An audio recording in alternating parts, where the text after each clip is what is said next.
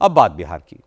बिहार में नई सरकार के गठन की तैयारी करीब करीब पूरी हो चुकी है और परसों नीतीश कुमार गांधी मैदान में 10वीं बार बिहार के मुख्यमंत्री के तौर पर शपथ लेंगे। इस शपथ ग्रहण समारोह में प्रधानमंत्री Narendra Modi, home minister Amit Shah, BJP के प्रेसिडेंट जेपी नड्डा और एनडीए शासित राज्यों के तमाम मुख्यमंत्री आएंगे। नीतीश के शपथ ग्रहण समारोह में 1.5 से 2 लाख लोगों के आने की भी संभावना है। कल बीजेपी के विधायकों की मीटिंग में विधायक दल के नेता का चुनाव होगा।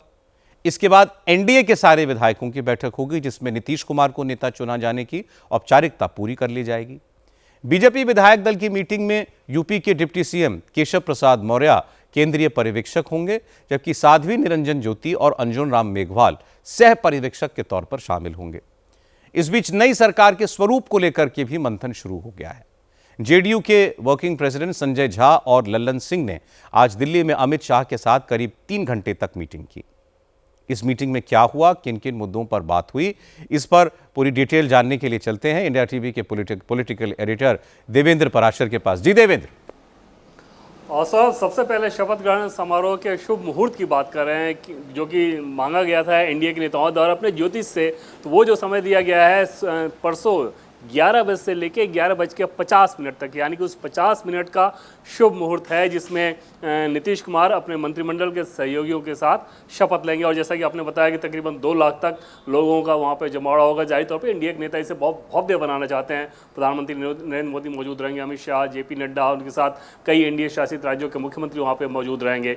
अब बात हो गई कि आखिर सरकार का जो गठन होगा वो किस प्रकार का, तो उसके बारे में सौरभ कुछ चीज़ें तय हो गई हैं और कुछ मामले में अभी भी बातचीत जारी है। आज जो 3 घंटे की बैठक हुई थी, संजय झा, लल्लन सिंह, गृहमंत्री अमित शाह, बीजेपी के अध्यक्ष जेपी नड्डा और बीजेपी के संगठन महामंत्री बीएल संतोष, इन सभी की मौजूदगी में, तो उसमें भी सब कुछ फाइनल नहीं हो पाया है। आज रात या कल सुबह तक उस बारे में पूरी तस्वीर साफ होगी। जो चीज़ें तय हैं वो ये है कि मुख्यमंत्री के तौर पर नीतीश कुमार शपथ लेंगे।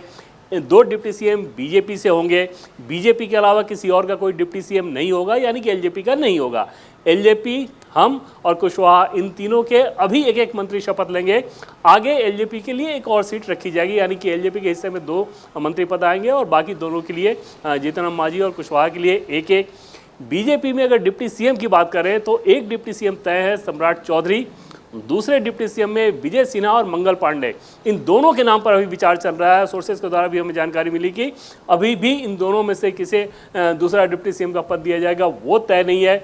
मंत्रिमंडल संभव है कि 20 के आसपास की पूरी संख्या रहे, यानी कि पूरे स्ट्रेंथ के साथ ये शपथ नहीं होना है। साथ ही साथ सौरभ, आज की बैठक में जो जेडीयू नेताओं के साथ बीजेपी नेताओं की हुई थी, उसमें पोर्टफोलियो को लेकर भी कुछ बातचीत हुई है कि फाइनेंस किसके पास रहे, होम मिनिस्ट्री किसके पास रहे, इन सारी चीज़ों को लेकर चर्चा हुई है। अंतिम सहमति उस पर भी अभी नहीं बन पाई है।